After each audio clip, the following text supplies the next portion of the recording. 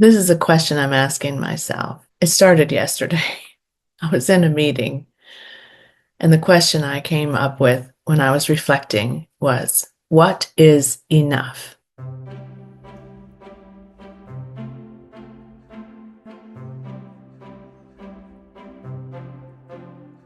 Hi, readers. It's Lori. Welcome back to my channel, Books, Ink, and Paper, or welcome if this is your first time. I'm sure happy to have you here. I have some new subscribers lately, and of course, this community of amazing subscribers that are already and have been present for a while. It's just an incredible group, and I'm so grateful. I was watching somebody do a tag video, and she talked about how she had discussed a book a while ago, and that she just got terrible comments and people were just blasting her. And I thought, I don't know what that feels like. And I'm so grateful that I don't know what that feels like. I get very, very few of those. And so I can only attribute that to the wonderful people that are in this community and in most of the communities that I am a part of where I'm commenting or participating. So just thank you for being great, great folks. I am here on May 1st filming this. I'm a little bit shocked that it's May 1st.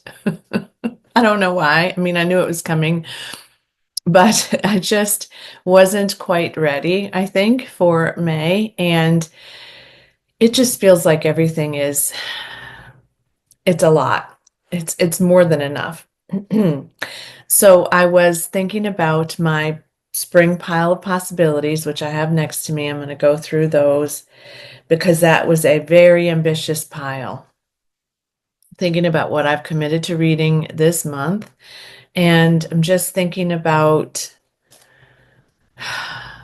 enough. What is enough, right?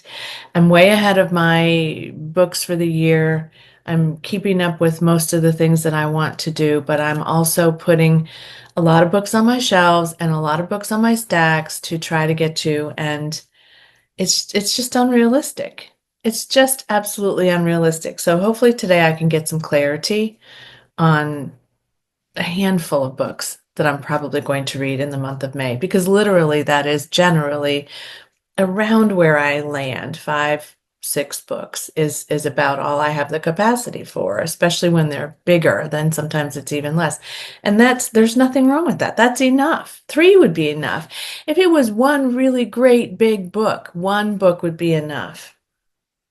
I don't know if you need this message today, but I sure do. So let's talk about where I am. So currently I'm reading this book, We Begin at the End by Chris Whitaker. I think this was a haul for this last month, April. Yeah, I did get it in April. And this is my book club selection for my BookTube Besties Retreat book club. So we're reading this month, and I am late getting to this. I'm 100 pages in. I have 370 pages total. As of the day I'm filming this is Thursday. We have book club Monday, so I got to get this going, right? But this one is an author that I love. I loved All the Colors of the Dark so much. I'm not loving this one as much, so spoiler alert there, but I am enjoying it. There's a lot of characters, not too many that you can't keep up. Some likable, some really not likable. Children. In fact, the tagline for this in the jacket synopsis starts with, there are 2 kinds of families, the ones we are born into and the ones we create. The main characters in this book are Walk, the policeman. He's the captain of the police or whatever. He leads the police department. I don't know where my words are this morning. And he's friends with Vincent, who's been in prison for a very long time. I feel like it was 30 years, and Vincent's just been released from a crime that he committed a long, long time ago. They have a friend named Star they grew up with, and there were some romantic feelings, I think, at one point with a couple of them. And Star has 2 children, Duchess and Robin. And so they're pretty much the main characters. There are some other side characters as well, but this is very dark, very difficult. All the Colors of the Dark was dark too, no question. But yeah, this one is, I'm finding it hard. But I will say that this month I really was kind of slumpy. I kept reading, but I DNF'd a lot of books, whether soft or hard DNFs at this point. So when I do the reading wrap up, I'll talk about that. But I really struggled this month with focus and all kinds of things. However, I do feel like I'm getting a little bit of that back, and I think the medication that the doctor put me on is possibly part of that recovery. So I'm glad about that. But we begin at the end. I got to get done by Monday night. And, I have to work today and tomorrow and Monday. All right. I have a buddy read this month with Rosemary. I'm so excited. We're going to get to the postmistress of Paris. This is Meg Waite Clayton, who is a favorite author of mine. She's written historical fiction predominantly all of these years, and I enjoyed the first few were very, very different. They were women set in the past and in the 60s, maybe, and, just very different kinds of outcomes. Whereas these last few are much more historical fiction, much more focused on wars, much more focused on particular people during the war. This is no exception. This is about the dark early days of the German occupation in France, high stakes danger, incomparable courage, a young American heiress who helps artists hunted by the Nazis escape from war-torn Europe. So this is about Nene and how she supports the efforts to keep people safe during the war. So I have read everything she's ever written except for The Race for Paris, this one, and then she has a new one out called Typewriter Beach. So Rosemary and I are going to read this month, my buddy read, and I'm really excited to do that with her. I haven't read anything with Rosemary so far. So my book of the month club selection for May. I'm trying to read one book of the month a month, and I think I am currently still in the middle of Wild Dark Shore. I'm struggling with that one too, and I'm listening to it on audio, but I have to say I'm struggling with that one. And then I DNF'd but counted it as read the Ministry of Time. I read a good bit of it, but I just could not go back. So that's kind of a spoiler alert for my reading in the month of April, but I think I'm going to go with this one. This is in my spring list of books to read in the spring, and I do love this cover. I did love Meg Schaefer's book that I read, which was The Wishing Game. I really enjoyed it. A lot of people like this one. It's a backlist pick, which I'm really trying to get to backlist stuff. The Postmistress of Paris is also a backlist read, so that would be good. And I think this is where I want to go. So this is a retelling of Chronicles of Narnia. Yeah, okay. So it's about two boys who go missing in the state forest in West Virginia and then reappear 6 months later with no explanation of where they were or how they survived during that 6 months. That does sound really, really good. Where did they go, right? Yeah. So I think I'm going to get to that one. So that would be three.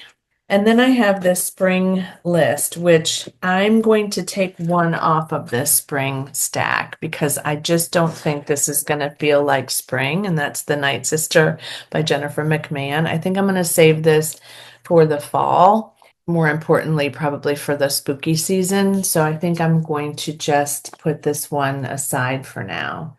Although I really do want to read it, there's just too much going on in this stack. Just too much. So I'm going to pause that one. And then I'm just looking at this stack and just curious about what's realistic for me. I would say that the one that's drawing me the most out of this stack is What Happened to the McCraes. Despite the fact that this is not really spring-like on this cover, I have been anticipating this one, and I really, really want to get to it because I love Tracy Lang's work and I love the family sagas that she develops. This one feels like it's a good time because I think they're playing baseball. Are they playing baseball? They're playing something. So this is about Kyle McCrae, who comes back because his dad is not well and he's been gone for 2.5 years and he just left his family essentially and took off. So now he's going to help his dad recuperate. And I don't know if he plays. I don't know why I think they play baseball. That could be totally wrong. But this one is the one that's calling me the loudest from this stack. Then if you go to the shoulds, in my mind, I would read this.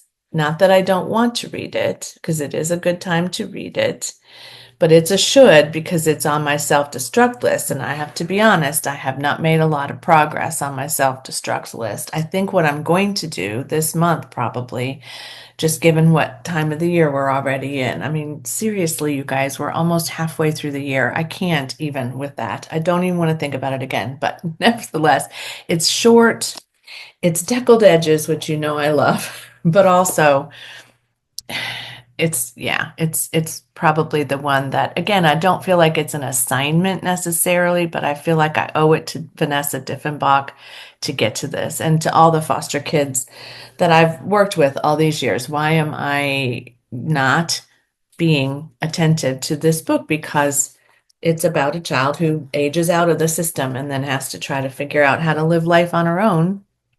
And people have told me that I'm going to love it. I'm really going to love it. So again, I'm not going to get to all of these this month. I think I'm going to set aside The Forgotten Garden because that is just a lot, unless I listen to it, which I could do, and I might have on one of my systems the audiobook of this, but I need to look. But I don't know that I'll get to that. And I'm having a little bit of trouble listening these days. I don't think I'm going to make the May Benchy happen this month, but maybe next month before summer officially starts, I could probably get to this. And I would like to, and I could maybe find that on audio as well. This one is a chunker.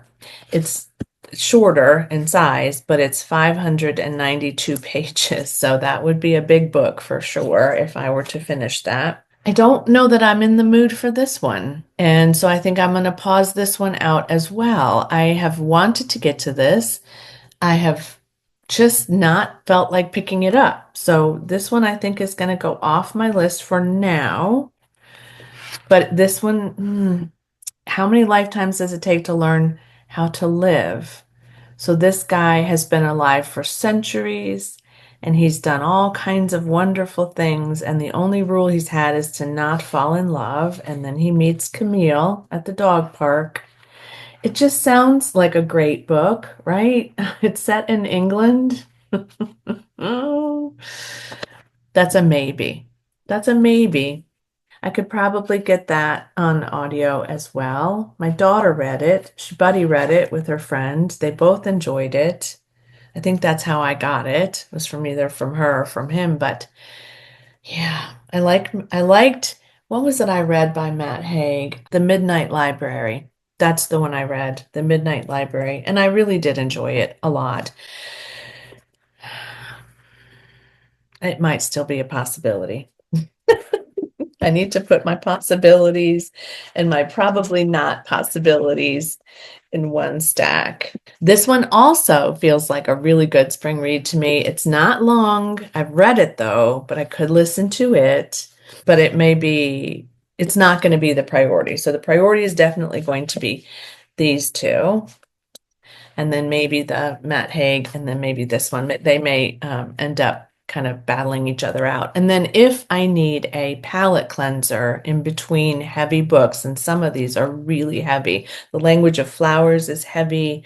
I have a feeling that How to Stop Time might be heavy, but I'm not sure. Postmistress of Paris is likely heavy. We Begin at the End, as I said, is definitely heavy. So if I need a palate cleanser in between, I'm going to go with a little bit of a cozy. I really do love cozies in between long, difficult, dark books. And I had started this one, did not finish it, did not get very far. I mean, I didn't even really start it intentionally. I just sort of read the first couple chapters. But If Books Could Kill by Kate Carlisle is book 2 in her Bibliophile series. And I really enjoyed Bibliophile Mystery is what I think it's called. I really enjoyed the first one. So I would feel good about adding this to the list. So again, I have these two, kind of dark. This one's probably kind of dark too. Definitely dark. Maybe not dark. Light, light. So I guess I'm going from the spectrum, right? And then the lost story. Oh, I don't want to forget that one. Hopefully not dark, like fairy tale dark, maybe, but not for long, hopefully. Hopefully we find out that their story was amazing. I just read something that just cracked me up. Let me see if it opens to that again.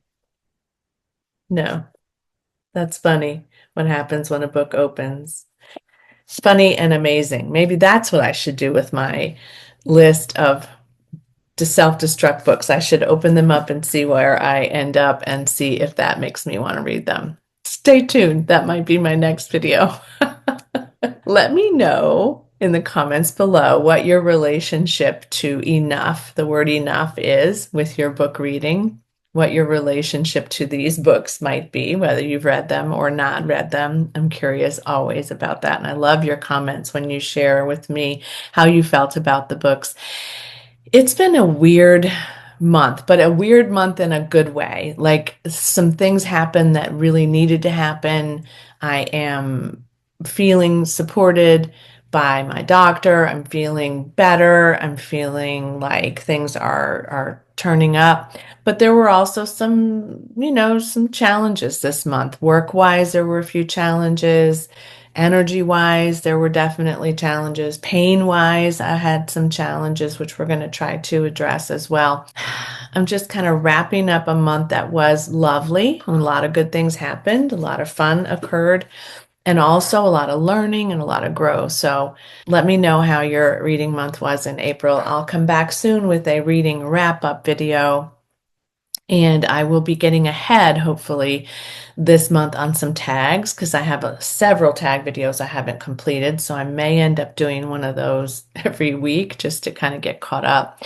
And then I'm going on vacation at the end of this month. So I want to make sure that I get content ahead, scheduled ahead, so that you don't have a whole lot of gap in that time. So hopefully I can make that work along with work and along with birthday parties and fun stuff that we're doing as a family and celebrating mothers, especially our new mother who is just doing a great job. She's really, really rocking this motherhood thing. Thanks so much for watching today. I appreciate all of you very, very much.